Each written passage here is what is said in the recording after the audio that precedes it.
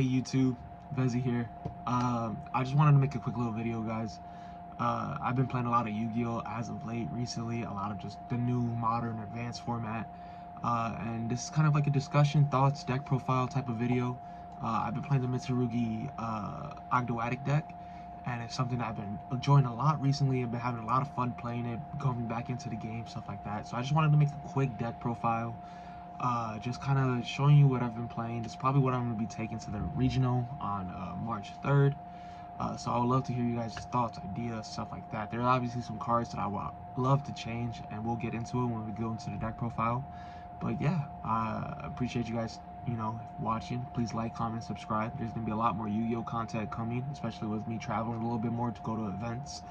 And, just enjoying playing the game again. So come on, let's go straight into the deck profile. Alright guys, we're straight into the deck profile. As you know, Mitsurugi Ogdoadic. I'm going to put the extra deck to the side right now, and we're going to go straight into the main deck. So we're going to start off by playing 3 Saji. Obviously, super needed in the deck. It's the main starter. You search it for the ritual spells, search it for prayers. It's obviously one of the best normal summons you can have in the deck. That's why we play 3 of it. We also play 1 of the other level 4, the Kusin. I don't know how to say his name. I'm not gonna lie to you guys, but it is needed though. His effect is really relevant, especially when you start with the combo to add back the prayers or even add back the ritual back to your hand. Also, it adds back any Mitsurugi card, so it can add back Saji if you want to, add back any of the rituals, so it's definitely really needed. Obviously, you don't play as much of it, but it's definitely super needed. We're gonna play 2 Ame. It's probably the best ritual you can play. It's the hand rip ritual. It regekis the board on summon. It revives itself back. It really does everything you can, and it's kind of the main reason why I wanted to play the Ogdoadic package, because they're all level 8s, the rituals, so you have a lot of 4s in the deck, a lot of just ways to get into them, not with the Mitsurugi cards as well. We also do play the 1 Futsu. It's just needed. Honestly, you do need the ritual count to be somewhat high, plus this guy is still really good in itself. Being able to revive any reptile in your graveyard is really nice, and also still having the tribute effect to be able to search a card and also summon itself back. We go on, we play 3 prayers. Obviously, that is just what you need to play. Prayers is probably the best card in the fucking engine. I don't understand why it's only a common. It should have been a super, or at least like an ultra rare. I'm not saying that it should be expensive, but it's really good. It's be able to search a Mitsurugi card. Also in the same effect, it kind of has the Sangam Kaiman effect. If you tributed a reptile monster, to be able to activate both effects, to search and summon from hand or grave. So the card that you do tribute, you can also summon back as well. We're also playing the 2 ritual. If I had a 3rd one, obviously I'll be playing a 3rd one. This is probably the best ritual card in the game. Being able to summon from hand or deck, and not be able to use both of them once per turn is super crazy. And then we're also playing the 1 Great Purification. This is just a crazy trap. I think it's kind of needed, especially with a deck that like my deck, that does need all the interactions to go well, and have a nice counterplay, especially with the format that we're in with Malice, Raizio, stuff like that. So that's all the Mitsurugi cards that we play. We're gonna go on to the Ogdoadic engine. The Ogdoadic engine is not as big as you probably expect. It's super small. So we're gonna play 2 Nawa, 1 Nunu, 1 Curse. These are the only Ogdoadic cards that I'm playing in the deck. These are the only ones that are needed, in my opinion.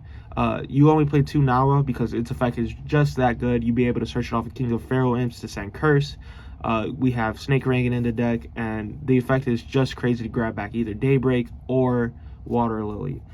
Speaking of, I play the 1 Water Lily, and then I play the 1 Daybreak. Obviously, Daybreak says summon 4 tokens. It's probably the most broken token summoning card in the game, low key. The card is just really insane, honestly, and it's really crazy for the deck. Honestly, it's really crazy. We do play some supporter reptiles though. We play the 1 Night Sword Serpent, and then we play the 1 Armored Lizard. This one is kind of a different choice. It's kind of just based on my extra deck mostly. You get to send this off a Daybreak, send this off a Water Lily in the combo. I'm also playing like a bigger Ragnarika package in my extra deck, so it does help with the package, being able to search in the combo and stuff like that. Also, it's another level 4, so like later in the combo you can summon this back to make like an extra rank 4 and stuff like that as well. So it's really nice. Obviously, for some supported reptile cards, we're gonna play the 3 Snake Rain. Even though my reptile count is a little low, we do want to see 3 Snake Rain. It baits out hand traps. It's not once per turn, so if you do get Ash and you open a second one, you can still activate it and still have full combo.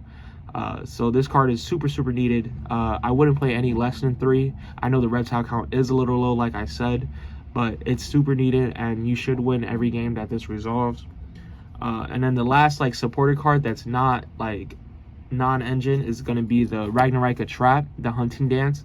The only reason why I play this card right now is just because the way I end my board, I still end with like 2 of the 3 different types to be played, and also against like Malice and like Ryziel and like Fiendsmith in some cases. It's really good to just be able to like remove the card before they summon any of their extra deck monsters, and I cannot stress that enough. Being able to get rid of Dormouse before they're able to banish a card, getting rid of like the Lizard Goose, getting rid of like Splash Mage plus the card that they summon, even in the Ryziel deck, getting rid of the 2 monsters before they make a rank 4, the Fiendsmith deck, getting rid of the monsters before they make their sequence. It's like, it's really good. It's honestly like super good as like spot removal. I'm always a fan of like decks that can end with like a trap that like, you know, interacts in some way. That's why I really like the Tri-Brigade deck a lot. But this card is super nice, and I think you should play it. And I hopefully like this deck helps you like understand why, you know what I'm saying? The rest of the deck is going to be non-engine though. We're going to play 3 Ash, 3 Imperm, 2 Nib, 2 Droll, and then we're gonna have the 3 crossouts. This is like the best cards you can play at the moment. There is Fualos and Purulia and even Meowls and stuff like that. You can also play Effect Veiler. Those cards are super good. I don't unfortunately have the Fualos or the Purulia, so that's we're choosing to play these. I think Ash is still really needed. I think Imperm is still really needed in this format. Nib and Droll, those are the cards that I play less of, obviously. Let me move these crossouts out the way. Nib and Droll are the ones that I play less of, obviously, just because they're not as relevant, but you still do need them, and we're playing crossouts, so we do need 1 target for crossout, and hopefully we have another one to draw, especially in this format right now. The last 3 cards of the deck are just random spells, so we're gonna have 1 Tactics, 1 Prosperity, and then 1 Call by the Grave. Call by the Grave is obviously self-explanatory. Prosperity is also self-explanatory. You play in a combo deck that does really need to see some of their pieces sometimes, especially with the ritual stuff. You get to see a ritual card. Past game 2 and 3, you get to see like side deck cards, and then Tactics, obviously, it's just that card. It's just a god card. Obviously, I feel like that I would like to play more if I choose to play more, you know what I'm saying? But like this right now is nice. And that, yeah, that's the main deck. That's going to be 41 cards. Not too much, not too less. We'll kind of just cut out a lot of the fluff in the deck, so there's not really too many like bricky hands or like too many awkward hands. So the deck is kind of supposed to like play with like any hand that it draws, and I really do like the deck the way that it is. And we're gonna go straight into the extra deck as well. The extra deck is kind of cool. I do like it. We have our Ogdoadic tokens. We fuck with those guys heavy. And we're gonna start with our rank 4s. We have 2 King of the Pharaoh Lamps, obviously. You do need to play 2. The second one comes out a lot. You use 1 for your first turn. The second turn, you can use it for your second turn and be able to search any card in your deck, pretty much. This card is super nice. I wish it was more than just like a rare or a common. We also have 1 Dweller, and then 1 Baguska for our rank 4s. Dweller, obviously, is going to problem. I think this card should get banned, honestly. It just hits so much in the format. And then Baguska, on the off chance we do get shifted and we can't really play too deep into our extra deck line, we can always end with like a ritual monsters plus Baguska, or we can end with some of the links that we play plus Baguska. And this guy is still really nice, especially against, like I said, like the Malice and Ryziel stuff. So, like, just being able to like stop them without having to interact with like using like a monster effect to like play into Tactics and stuff like that, you know. Next, we're going to play our little Ragnarika engine that we have in our extra deck. We're going to have 1 Skeletal Soldier, 1 Mantis Monk, 1 Chain Coils. You don't need to play too much of this. Skeletal Soldier is probably the best one. You probably want to play a second one of these if you want. But if I play a second one of these, I would play the Bang Lancer in the extra deck. Mantis Monk we play just because we are playing the trap. And in the combo, you're able to search this. Make this search to the trap and still continue on. And then Chain Coils is really fun in the deck. The hand effect we don't really use too much, but we kind of just use her because she's a link 4 that can bring herself back pretty much. So like in the combo, we're gonna make this link 4, link her off to make something else, and then bring her back so she could have like that reptile on the field, so you'd be able to use like hunting dance and stuff like that, you know. To the other links that we have 1 Link Spider.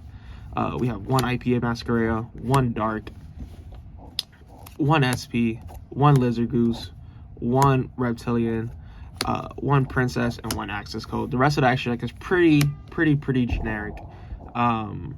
It's just like the best cards I feel like will work in the deck. The one like odd card is going to be Princess. Princess is low-key so good in the combo, so good in the combo. Being able to revive your Skeletal Soldier, being able to like continue on through like just plays and having that 1 layer of interruption in the graveyard really helps in this deck. I don't know if you guys can see, I'm kind of just playing my deck to have like a much as interactions on your opponent's turn, as well as like having a consistent enough hand and a consistent enough combo to you know, to play through things. Access Code self-explanatory. We play a bunch of links. We play the Dark because we have a lot of dark monsters in our deck. Lizard Goose is obviously really good. Little Knight's really good. IP is also really good. This Reptilian is really good whenever you open a clunky hand because it's able to make your opponent's monster a 0 and you search any reptile in your deck. You know what I'm saying? So that's really good.